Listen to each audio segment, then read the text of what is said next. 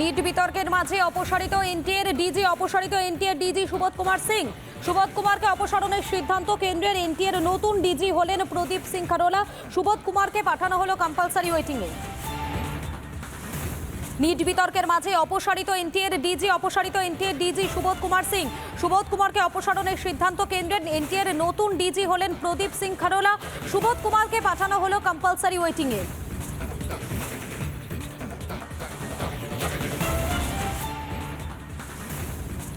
NEET বিতর্কের মাঝে অপসারিত এনটিএর ডিজি সুবোধ কুমার সিং। এ বিষয়ে রাহুল সিনহা বিজেপি নেতা, তিনি কি বলছেন শোনাবো আপনাদের। পরিবর্তন যেটা রুটিন হওয়ার সেটাই হয়েছে। সেই কারণে আমি মনে করি এর মধ্যে কোনো রাজনৈতিক খোঁজার কোনো কারণ নেই। একদম সঠিক কাজ হয়েছে। যেখানেই দুর্নীতির গন্ধ পাওয়া যাচ্ছে সেখানেই কেন্দ্রীয় সরকার কঠোর হস্তে তা দমন করার চেষ্টা করছে। প্রশ্নফাঁস বিতর্কে তোলপাড়ের মধ্যে স্থগিত হয়ে গেল আরও এক পরীক্ষা। আপাতত স্থগিত নিট পিজি পরীক্ষা। পরীক্ষার একদিন আগেই স্থগিত নিট পিজি পরীক্ষা। সিএসআইআর ইউজিসি নিটের পর এবারে স্থগিত হলো নিট পিজি এন্ট্রান্স। প্রশ্নফাঁস বিতর্কে তোলপাড় এবং তারই মধ্যে স্থগিত হয়ে গেল আরও একটি পরীক্ষা। আপাতত স্থগিত নিট পিজি পরীক্ষা। পরীক্ষার একদিন আগে স্থগিত হলো নিট পিজি পরীক্ষা। সিএসআইআর ইউজিসি নেটের পর এবারে স্থগিত নিট পিজি এন্ট্রান্স।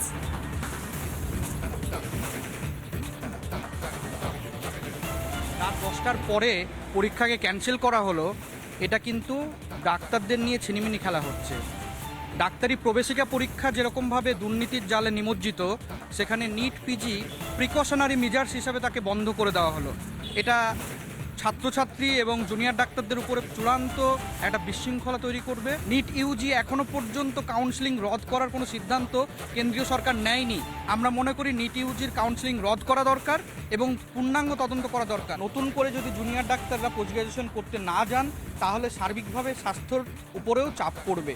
ফলে অবিলম্বে নিট পিজি পরীক্ষা নিতে হবে। এখনও পর্যন্ত কেন্দ্রীয় সরকার সুপ্রিম কোর্টে হলফনামা দিচ্ছে না কেন, বলছে না কেন যে যতক্ষণ না পর্যন্ত তদন্ত হচ্ছে ততক্ষণ পর্যন্ত ভর্তি প্রক্রিয়া স্থগিত। যখন একটা র্যাকেটের সন্ধান পাওয়া যাচ্ছে, যখন দেখা যাচ্ছে যে একদিকে বিহার, অন্যদিকে দক্ষিণ ভারতের কোনো কোনো জায়গায় এ ধরনের কোনো প্রমাণ আসছে সামনে, তখন স্বাভাবিকভাবেই পরীক্ষা বন্ধ রাখাটাই সমীচীন হবে।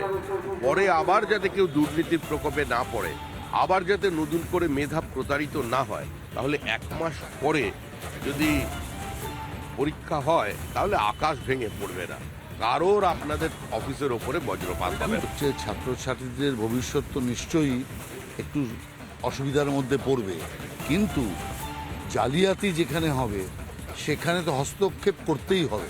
এই রাজ্যে এসএসসি সমস্ত কিছুতে চরম দুর্নীতি হওয়ার পর রাজ্যের মুখ্যমন্ত্রী সহ সরকার পুরোপুরি দুর্নীতিগ্রস্তদের পাশে দাঁড়ালো।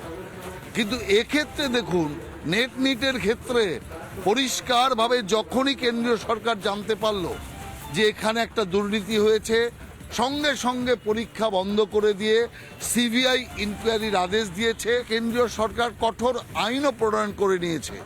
অতএব এর থেকে পরিষ্কার বোঝা যাচ্ছে যে এখানে একটা সরকার চলছে যারা দুর্নীতিগ্রস্তদের সঙ্গে আছে।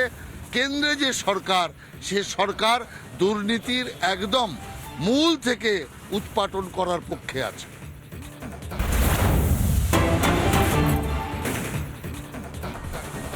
প্রশ্নফাঁস বিতর্কের মধ্যে নিট ইউজিতে আজ ফের পরীক্ষা নিয়ম না মেনে বাড়তি নম্বর দেওয়া হয়েছিল যে 1563 জন পরীক্ষার্থীকে। সুপ্রিম কোর্টের নির্দেশে রবিবার ফের পরীক্ষায় বসবেন তারা। দেশের মোট 7টি কেন্দ্রে হবে এই পরীক্ষা। মেঘালয়, হরিয়ানা, ছত্তিশগড়, গুজরাট এবং চণ্ডীগড়ের মোট 7টি পরীক্ষা কেন্দ্র বরাদ্দ করা হয়েছে। রবিবার দুপুর 2টো থেকে পরীক্ষা শুরু হবে। 7টি কেন্দ্রে পরীক্ষা চলবে বিকেল 5টা 20 পর্যন্ত। পরীক্ষা চলাকালীন উপস্থিত থাকবেন এনটিএর আধিকারিকরা। পরীক্ষা কেন্দ্রে থাকবেন শিক্ষা মন্ত্রকের আধিকারিকরাও। প্রশ্নফাঁস বা অপ্রীতিকর যে কোনো রকম ঘটনা এড়াতে কড়াকড়ি জাতীয় পরীক্ষা নিয়ামক সংস্থার। ফল প্রকাশিত হবে আগামী 30শে জুন। এবং এই বিষয় নিয়ে বিজেপি সাংসদ শ্রমিক ভট্টাচার্য তিনি কি বলছেন, তার কি বক্তব্য শোনাবো। সরকার দুর্নীতির বিরুদ্ধে লড়াই করতে বদ্ধপরিকর। কোথাও যদি কোনো বিচ্যুতি থাকে, প্রাতিষ্ঠানিক লুট থাকে, বা সে ধরনের কোনো ব্যবস্থা থাকে সেটা সরকার প্রথম থেকে খোঁজার জন্য চেষ্টা করছে। সিবিআই তদন্তের নির্দেশ দেওয়া হয়েছে, তদন্তের স্বার্থে ডিজিকে সরানো হয়েছে। প্রকৃত সত্য সামনে আসবে। প্রতারিত মেধা নিয়ে কাউকে পশ্চিমবঙ্গের মতো রাস্তায় বসে থাকতে হবে না।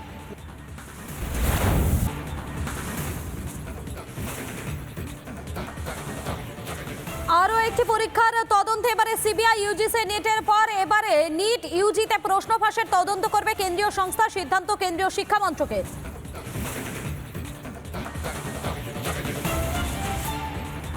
আরও একটি পরীক্ষার তদন্তে এবারে সিবিআই ইউজিসি নেটের পর এবারে নিট ইউজিতে প্রশ্ন ফাঁসের তদন্ত করবে কেন্দ্রীয় সংস্থা, এমনটাই সিদ্ধান্ত নেওয়া হয়েছে কেন্দ্রীয় শিক্ষা মন্ত্রকের তরফে।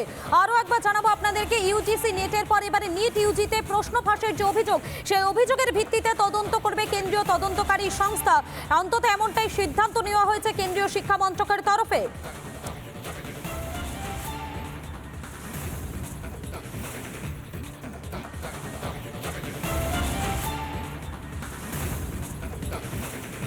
আবারও এক পরীক্ষার তদন্তে সিবিআই ইউজিসি নেটের পর এবারে নিট ইউজিতে প্রশ্ন ফাঁসের তদন্ত করবে কেন্দ্রীয় সংস্থা, সিদ্ধান্ত কেন্দ্রীয় শিক্ষা মন্ত্রকের। আরও একবার জানাবো আপনাদেরকে, কেন্দ্রীয় শিক্ষা মন্ত্রকের সিদ্ধান্ত, যেমনটা জানা যাচ্ছে ইউজিসি নেটের পরে এবারে নিট ইউজিতে প্রশ্ন ফাঁসের যে অভিযোগ, সেই অভিযোগের ভিত্তিতে তদন্ত করে দেখবে কেন্দ্রীয় সংস্থা এবং তারই ভিত্তিতে রিপোর্ট পেশ করা হবে, অন্তত এমনটাই জানা যাচ্ছে।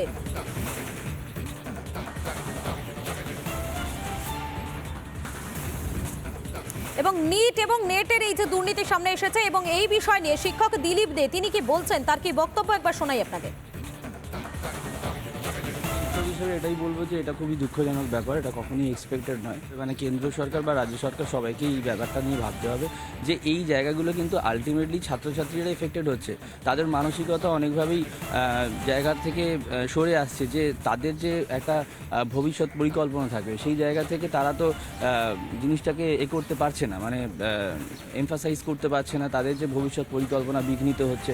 তাই এটা কখনোভাবে মেনে নেওয়া যায় না, এটা অবশ্যই তার পদক্ষেপ নেওয়া উচিত। আপনাদের শোনালাম শিক্ষক দিলীপ দে, তিনি কি বলছেন, তার কি বক্তব্য, এবং এই যে পুরো দুর্নীতির বিষয় সামনে আসছে এ বিষয়ে রাজনৈতিক মহলের কি বক্তব্য শোনাবো আপনাদের। কেন্দ্রীয় সরকার ভালো জানে কোনটা কি করতে হয় এবং তারা কড়া পদক্ষেপ নিয়েছে। যে পদক্ষেপ পশ্চিমবাংলার ক্ষেত্রে সরকার কখনো নেয় না, পশ্চিমবাংলার ক্ষেত্রে বরঞ্চ দুর্নীতিগ্রস্ত এবং ত্রুটি যারা করেন তাদের বাঁচানোর চেষ্টা করে। সামগ্রিকভাবে কেন্দ্রীয় সরকার যে অ্যাকশনগুলো নিচ্ছেন, পশ্চিমবঙ্গে এই ধরনের ক্ষেত্রে কোনো অ্যাকশন কখনো না হয়। এইখানেই কেন্দ্রীয় সরকার মোদিজির সরকারের সঙ্গে পিসির সরকারের তফাৎ। তাহলে মঙ্গল গ্রহ থেকে কোনো জীব নিয়ে আসতে হবে পশ্চিমবঙ্গে বা ভারতবর্ষে তদন্ত করবার জন্য? সিবিআই এর ওপর এখনো ভারতবর্ষের মানুষের আস্থা আছে। আর এটা কোর্ট মনিটরড এনকোয়ারি। সুপ্রিম কোর্টের প্রাইমারি অবজারভেশন ছিল, সেখানে প্রশ্নপত্র ফাঁসের কথা ছিল না। সুপ্রিম কোর্টের নির্দেশে এনটিএ গঠন হয়েছে। সুপ্রিম কোর্ট একটা নির্দিষ্ট ভূমিকা এখানে পালন করবে এবং সুপ্রিম কোর্ট কঠোরভাবে এই তদন্ত প্রক্রিয়াকে নিয়ন্ত্রণ করবে বলে আমাদের বিশ্বাস। আমার কথা হচ্ছে যারাই যুক্ত তার বিরুদ্ধে ব্যবস্থা নেওয়া হোক, কিন্তু আরও আগে ব্যবস্থা নেওয়া হোক। যে যিনি দায়িত্বপ্রাপ্ত ছিলেন তাকে কেন হয়? তাকে যদি বলা হয় দরজার সামনে দাঁড় করিয়ে রেখে যে তুমি জবাব দাও, পাবলিকের সামনে প্রশ্নটা আসবে। দুর্নীতি তারা করিয়েছে। ওই যে বললাম, যে প্রশ্ন করতে পারে হনুমানের ল্যাজ কত, মানে আমি উদাহরণ দিচ্ছি, তাকে কেন কাঠগড়ায় দাঁড় করানো হবে না? তার সঙ্গে ইতিহাস, বিজ্ঞান, ভূগোল কার কি সম্পর্ক আছে? মানুষকে ক্রমশ তুমি অপবিজ্ঞানের ভেতর ঠেলে দিচ্ছ। সেন্ট্রালি সব ধরে না রেখে এটা স্টেট ওয়াইজ দিয়ে দেওয়া উচিত। তার কারণ হচ্ছে স্টেট আলটিমেটলি খরচা তোলে, এই যে মেডিকেল স্টুডেন্টের খরচা স্টেট তোলে।